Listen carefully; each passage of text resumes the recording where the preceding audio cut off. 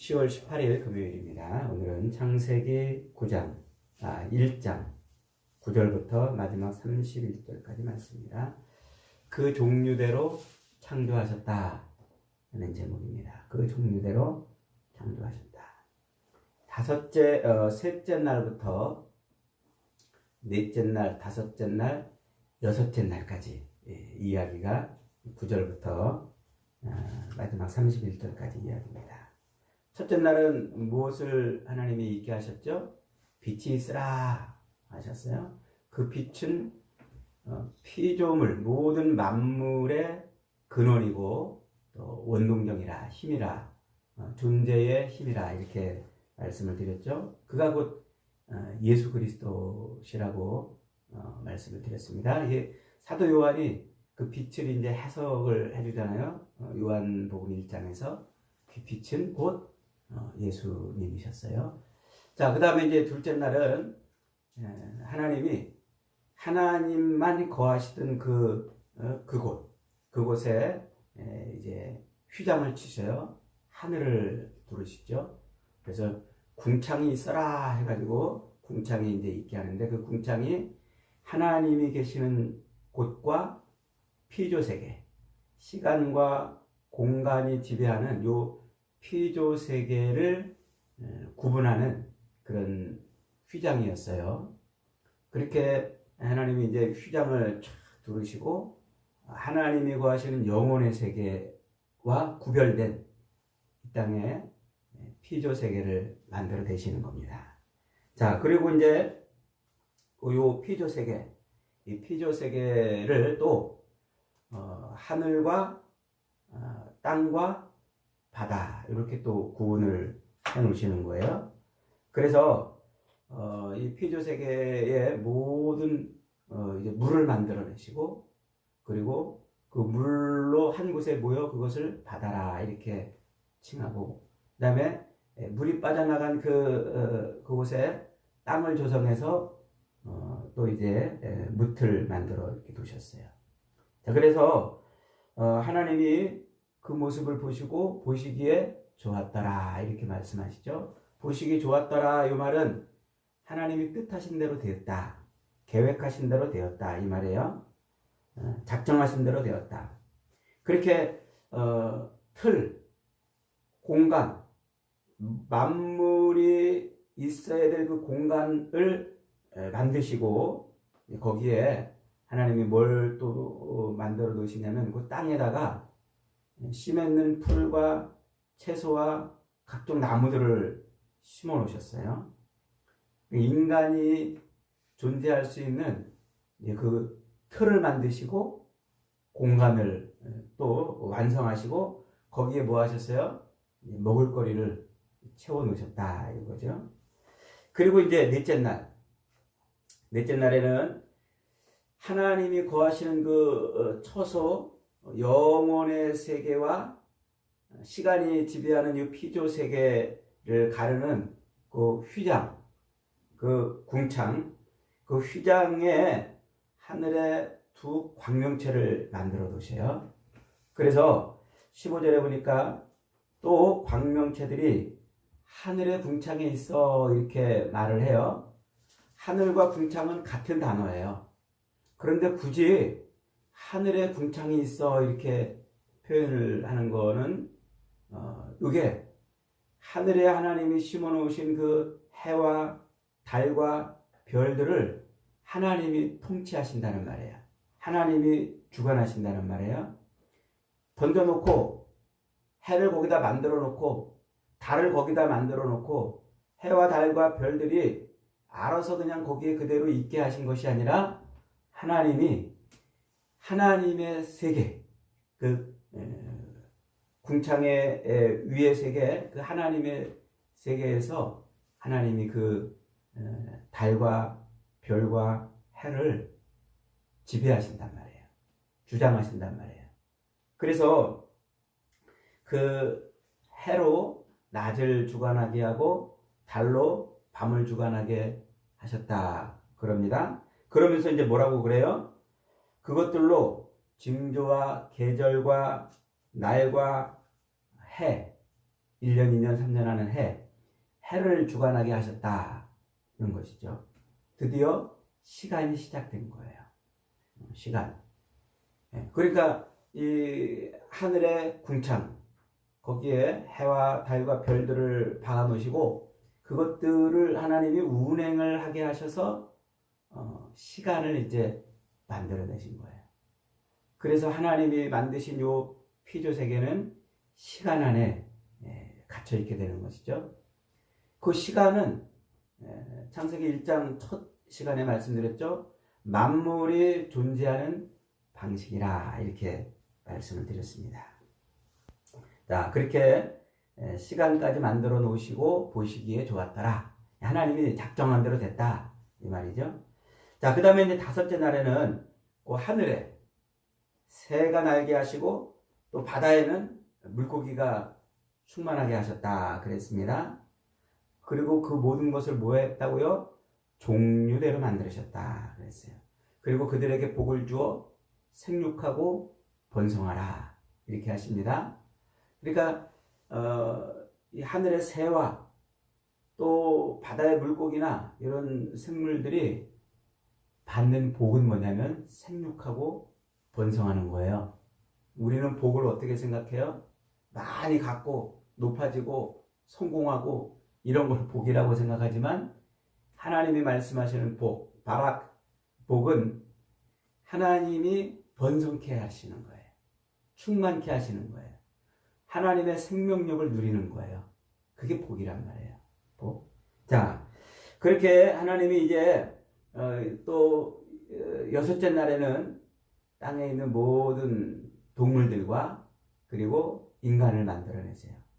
이렇게 해서 공간을 만드시고 그 공간을 지배할 시간을 만들어내시고 그 시간 속에 존재할 피조물들을 만들어내시는 것.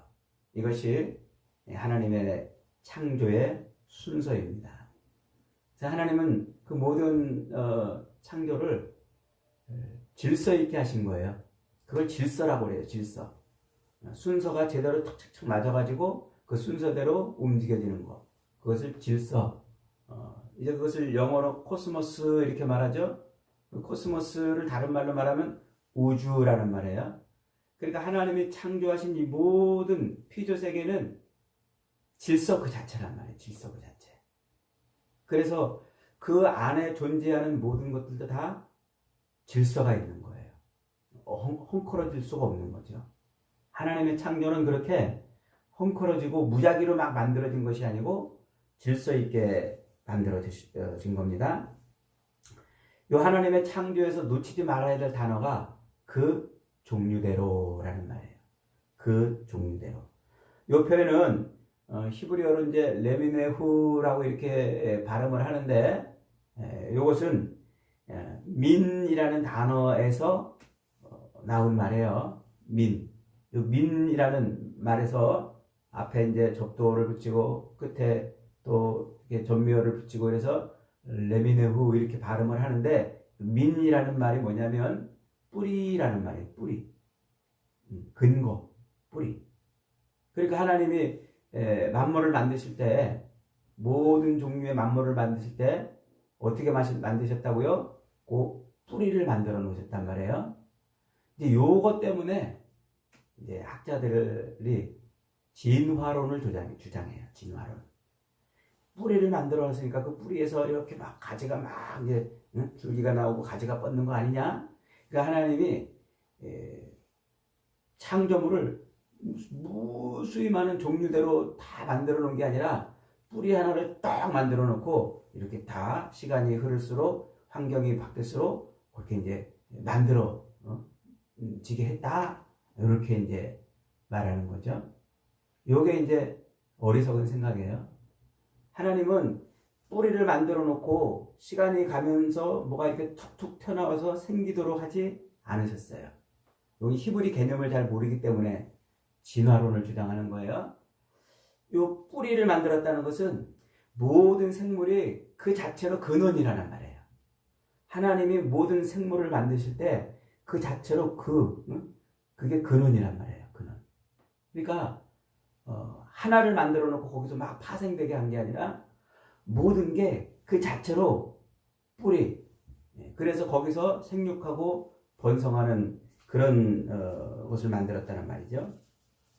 그러니까 이제 인간적인 관점으로 보면 뭐 이렇게 그냥 막 시간이 흐르면 또 환경이 따라서 뭐 용불용설이라고 그러죠. 진화론에 적응해 가지고 뭐 이제 진화가 되고 막 이렇게 생각을 하는데, 하나님은 이미 시공이 없는 묵시세계, 영혼세계죠. 하나님만 존재하시던 그 영혼세계에서 하나님이 뭐 하셨어요?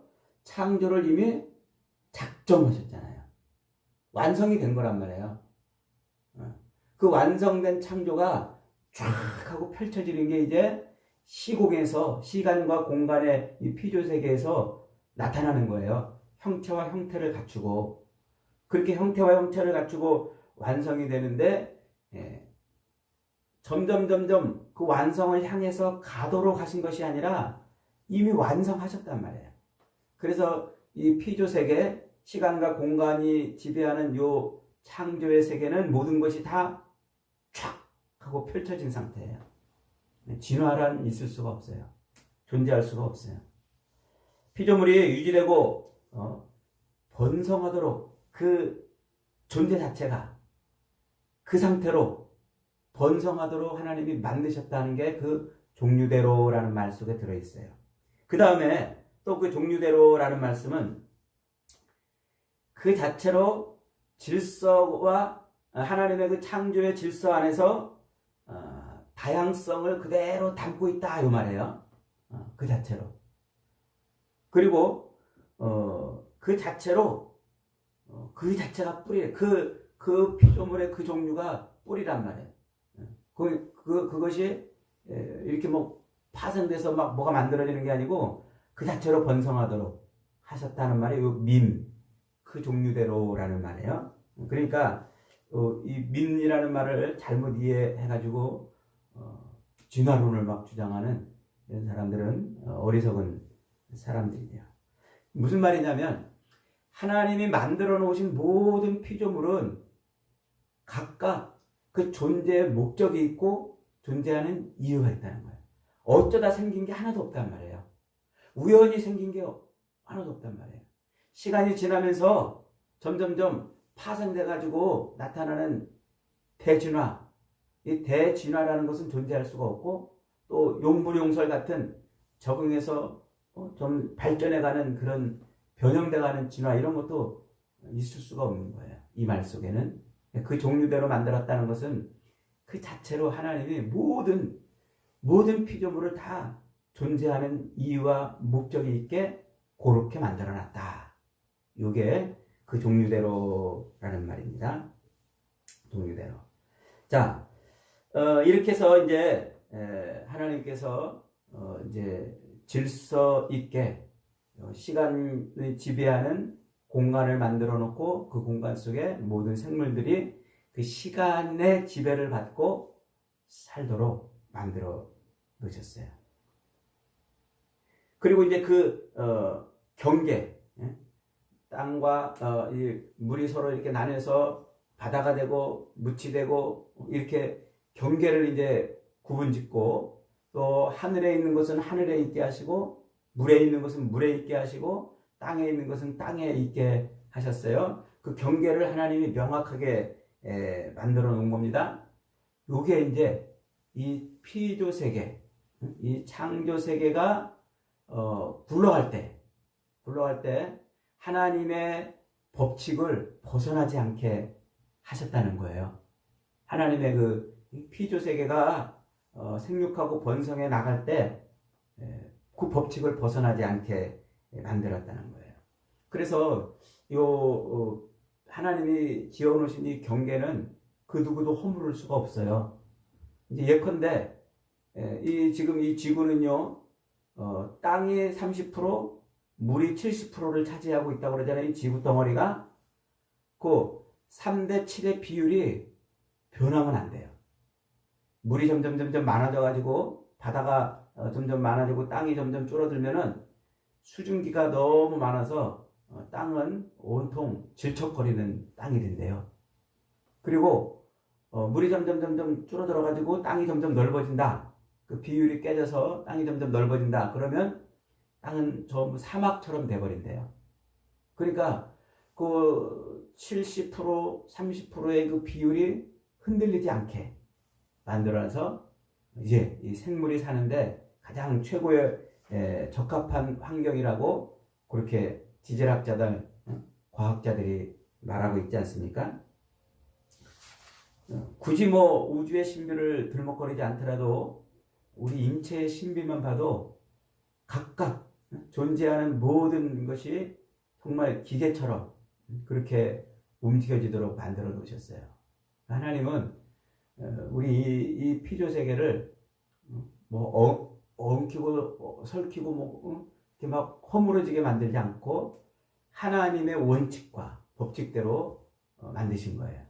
그래서 이제 그 많은 종류대로 만들어 놓은 그 피조물들이 서로 섞일 수가 없어요. 섞일 수. 인간하고 원숭이랑 교접해가지고 인간과 원숭이가 반반 닮은 생물이 나올 수 없다는 말이에요. 그리고 개하고 무슨 고양이랑 교접해가지고 개 닮고 고양이 닮은 그런 피조물이 나올 수 없다는 거예요. 각각 그 종류대로 번성하고 생육하고 경계를 허물어뜨릴 수 없는 거죠. 우리 인간을 만들어 놓으신 것도 얼마나 신비합니까? 우리 인체의 신비를 보면은 하나님의 그 모든 창조의 결정체는 인간이에요. 인간을 하나님이 정말 아름답고 정말 신비하게 만들어 놨어요. 그래서 우리 인체의 신비를 들여다보면 들여다볼수록 정말 신비한 거예요. 어제 TV에서 보니까 사람 눈동자를 이렇게 찍어가지고 이렇게 사진으로 만들어낸 그런 걸 이렇게 봤어요. 얼마나 신비한지 그 눈동자가 말이죠. 그리고 우리 인간의 이 식물을 먹어서 우리 인간이 이제 생육하고 번성하잖아요. 그걸 가만히 이렇게 보면은요, 입안으로 음식물이 들어가서 막 씹을 때 뭐가 나와요? 침이 나와요. 침. 이게 침이 안 나오면 문제예요. 근데 씹으면 침이 막 나오게 돼 있어요. 소화를 돕는 그런 물질이죠. 그래서 그 물질과 침이 이제 막 섞여가지고 이 음식물과 섞여가지고 위로 내려가요. 그럼 위에서는 또 잘게 이제 부수면서 또 각종 액체를 또 뿜어내가지고 이게 흡수가 되도록 몸에 흡수가 되도록 그렇게 이제 막 만들어내요. 그렇게 만들어진 물질이 소장과 대장을 쭉 거쳐가면서 각각 필요한 기관에 필요한 모양으로 바뀌어서 쭉 흡수가 돼가지고 그렇게 우리 몸에 각종 필요한 신진대사를 하게 하는 거예요. 그 가운데서 독소가 있으면 또 간이 작동을 해가지고 독소를 또 뽑아내고 이런 일들을 이제 하는 거예요. 그러니까 우리 인간의 그 위와 대장과 소장과 대장과 간과 신장, 췌장 이런 장기들이 움직이는 걸 보면요 정말 신묘막측하다 라는 말밖에는 할 수가 없어요. 정확한 설계도에 의해서 정확하게 움직이는 공장 같아요.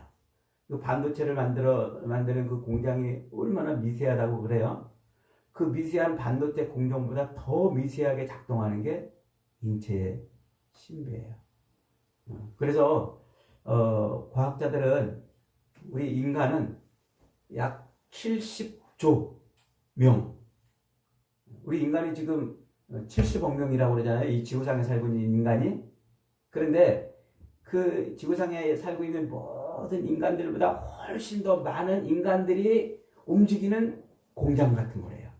70조 명이 이 안에 들어가서 자기 맡은 일을 열심히 한시도 쉬지 않고 일하는 공장 같은 것이다. 이렇게 말을 해요. 야, 우리가 얼마나 대단해요. 우리 인간이 어디서 이렇게 진화가 됐다는 것은요, 있을 수가 없는 거예요. 불가능한 겁니다. 하나님이 만들어내신 것이죠. 그렇게 하나님은 당신의 최고의 창조물인 인간을 만들어내셔서 인간으로 하여금 이제 이 시간과 공간의 창조 세계를 살아가게 하시는 거예요. 자, 이 진화론과 관련돼 가지고 이런 이야기는 뭐 할 이유도 없고 시간도 부족해서 할 필요를 느끼지 못하죠. 자, 그런데 이제 셋째 날과 넷째 날을 만드실 때 보면 아주 재밌는 일이 있어요. 셋째 날에 뭘 만드세요? 셋째 날에 씨 맺는 채소와 풀과 각종 열매 맺는 나무를 만드세요. 그리고 넷째 날에 뭘 만드세요? 태양을 만드세요.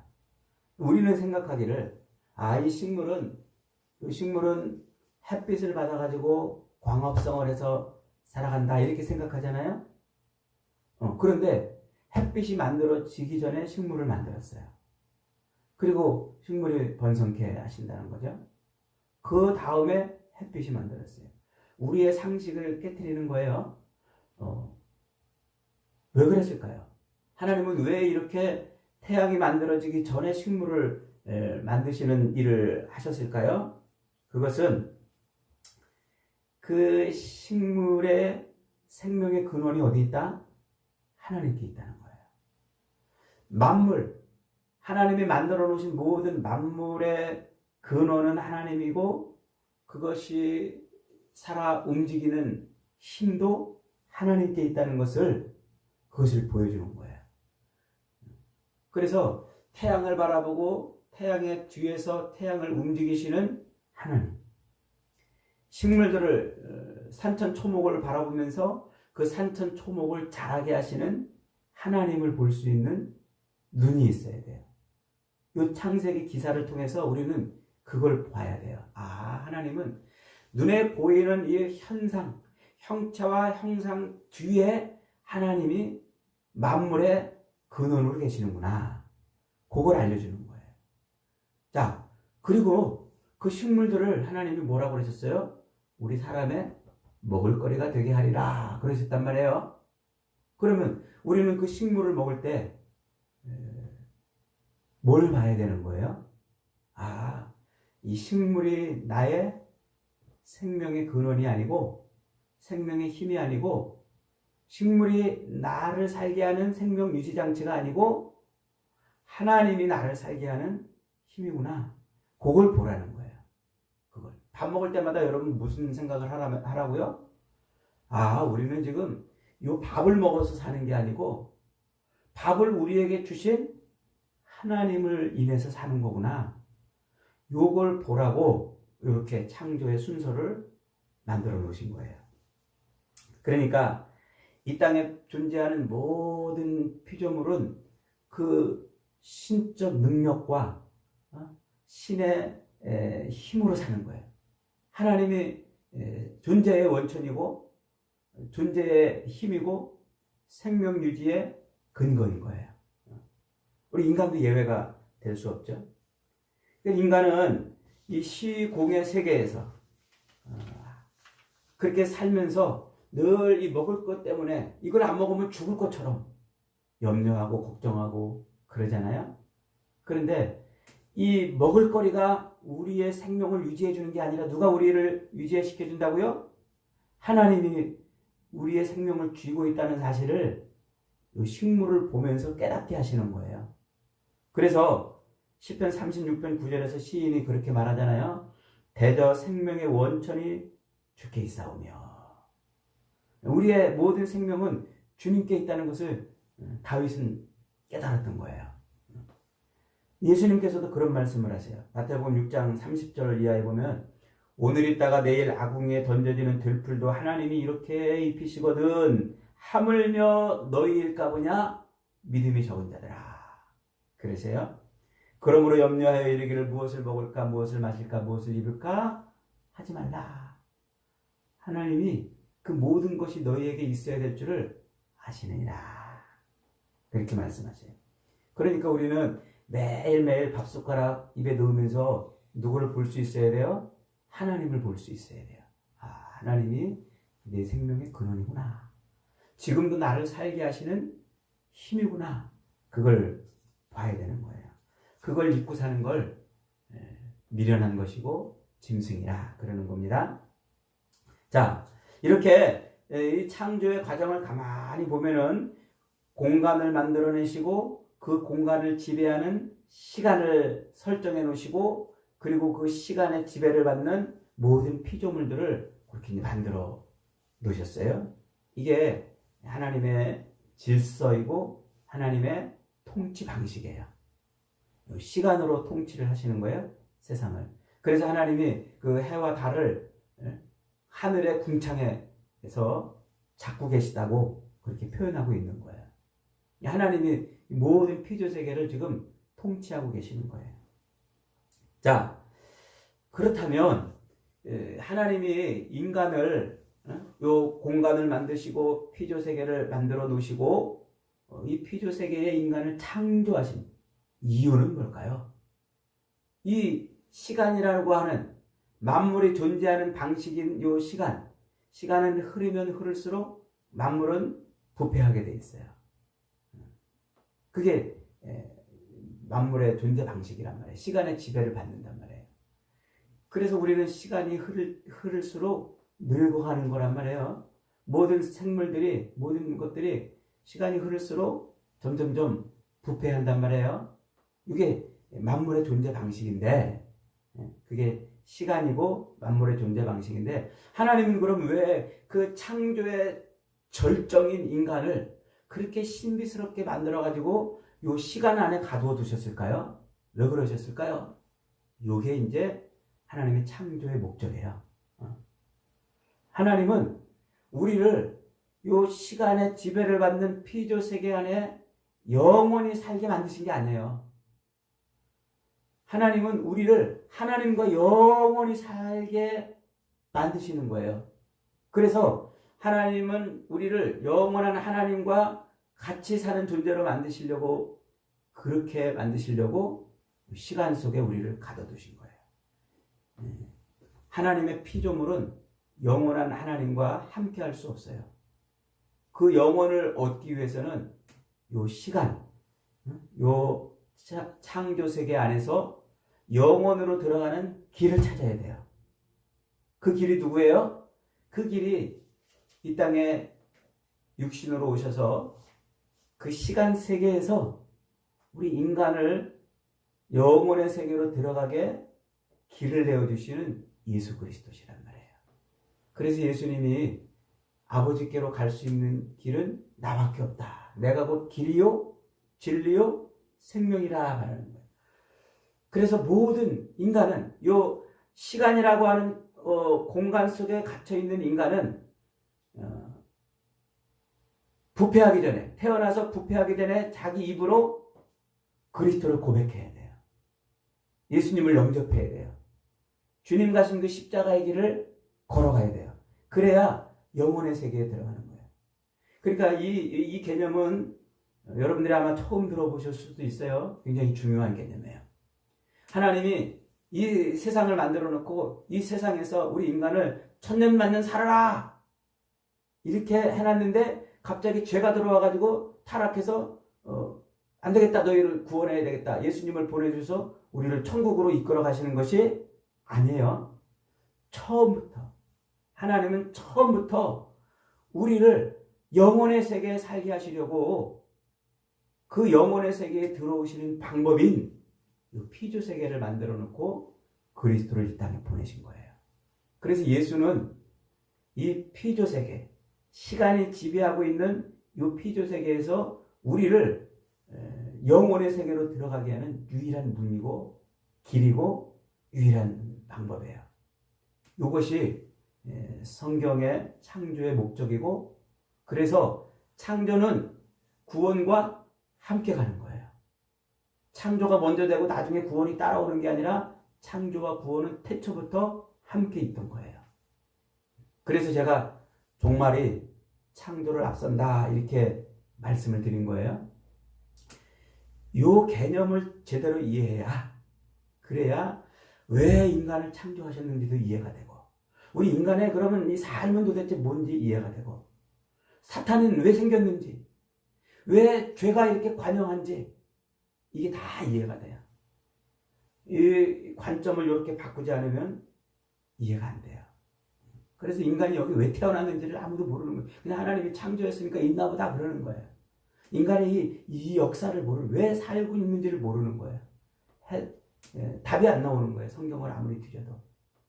그런데 하나님은 처음부터 우리를 하나님의 그 영혼의 세계에 살게 하시려고, 우리를 살게 하시려고 작정하셨구나. 그래서 그 영혼의 세계에 살게 하시는 방법이 뭐냐면 피조 세계, 이 유한의 세계에서 예수 그리스도를 통해서 무한의 세계로 다시 들어가게 하시는 거란 말이에요. 이게 만들어져야, 이게 제대로 이 관점이 만들어져야, 그래야 성경에 안 풀리는 문제들이 다 풀리는 거예요. 사탄이 왜 나왔는지, 왜 죄가 관영한지, 우리 인간의 이 인생은 왜 있는지, 왜 이렇게 긴 역사를 통해 사람이 태어나고 죽고 태어나고 죽고 하는 이런 일들이 벌어지는지가 이해가 되는 거예요.